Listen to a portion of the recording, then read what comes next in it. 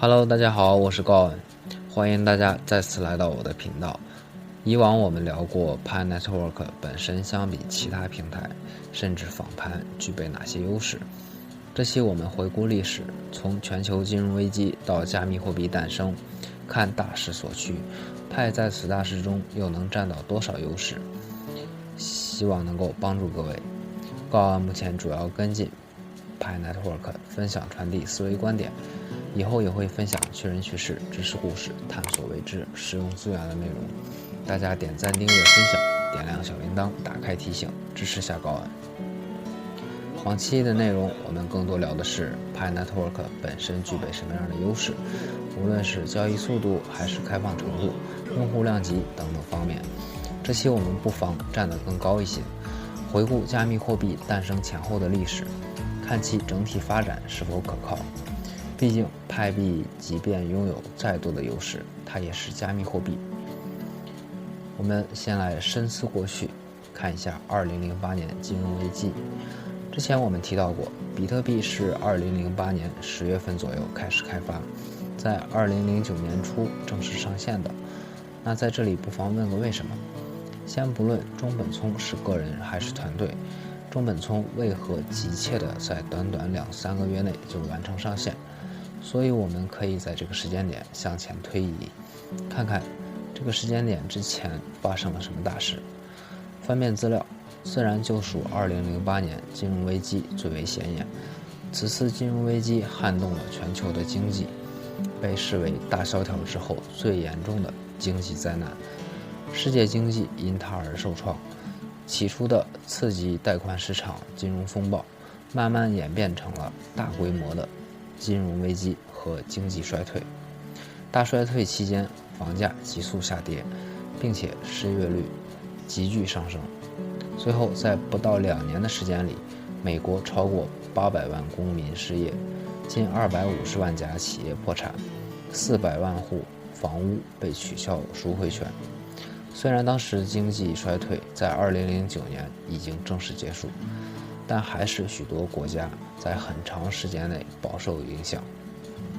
美国2009年失业率达到10%，直到2016年才恢复到危机前的水平。从粮食短缺再到收入不平等，越来越多的人们开始对当时的经济体系失去信心。许多人开始质疑他们一直以来所习惯的全球银行系统的稳定性和透明度。然后我们来熟虑现在历史的存在的重要性。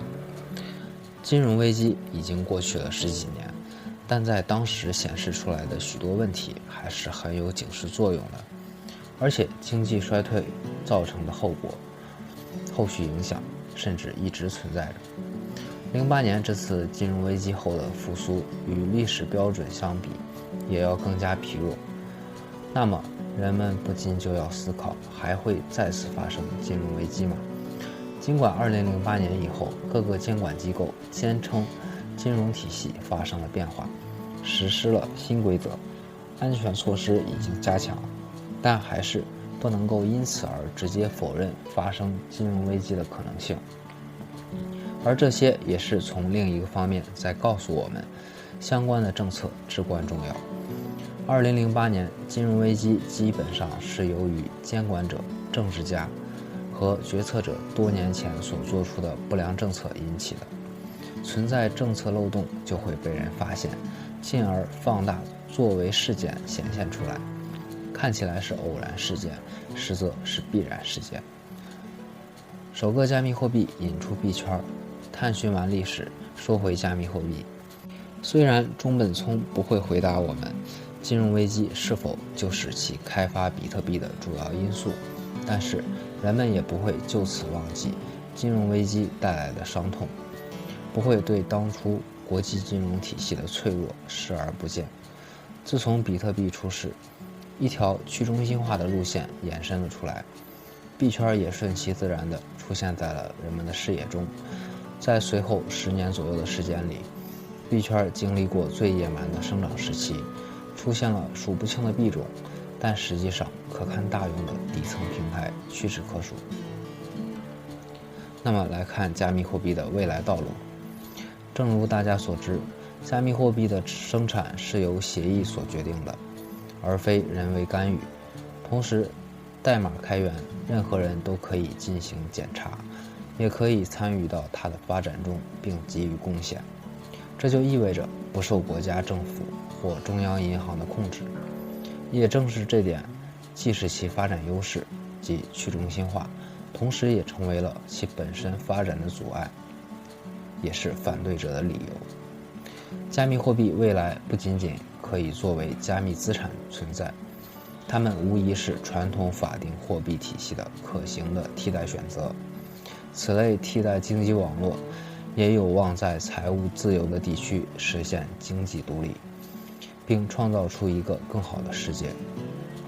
当然，考虑到所谓的不受控制的去中心化是反对者的理由，不妨再进一步探讨：如果加密货币未来真的要向替代传统体系的方向去走，那么势必就会有相关政策去主动结合这一事物。正如当年互联网的诞生前，哪里有什么互联网相关的法规政策，都是在世人普遍接受新事物后，政策后续配合的产物。所以，所谓的不受控制只是相对的，政策的制定者对于新兴事物需要更多的观察和制定策略的时间而已。那反对者的理由也就不攻自破，只当是辩论一场，到时候怕是盖棺定论，双方各自去寻找下一个辩题了。最后我们来看 Pi Network 可作为底层平台迅速发展。接着说回 Pi Network， 刚才我们提到了可堪大用的底层平台屈指可数。那么什么是有用的底层平台呢？在币圈发展的10多年中，即便是公链平台中的加密货币也有半死不活的，更不用提其他空气币的一地鸡毛。这也是我平时对非公链币种直接上线交易所不看好的原因。智能合约让发币更加容易，同时也让上锁更加容易。零应用直接接触资本，对于加密货币本身的发展并不是好事情，最终大多都是虎头蛇尾的结束。本次牛市中，以太坊的新高价位让更多的人意识到生态公链的真实价值，或者说是价格，而不仅仅是单纯的资本游戏。我们需要知道的是，比特币只有一个，要不然哪来那么多首个加密货币呢？单纯指望资本加持的加密货币，没有足够长久的发展动力，甚至无法完成起步。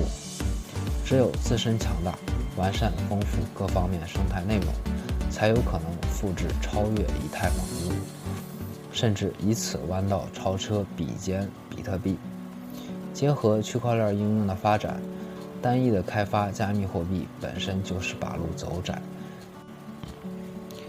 未来，众多拥有丰富生态的公链底层平台与比特币共存，或许是币圈最合适的样子。那么加密货币未来可期，能用作底层平台的公链更是大势所趋。好了，这就是本期要分享的内容。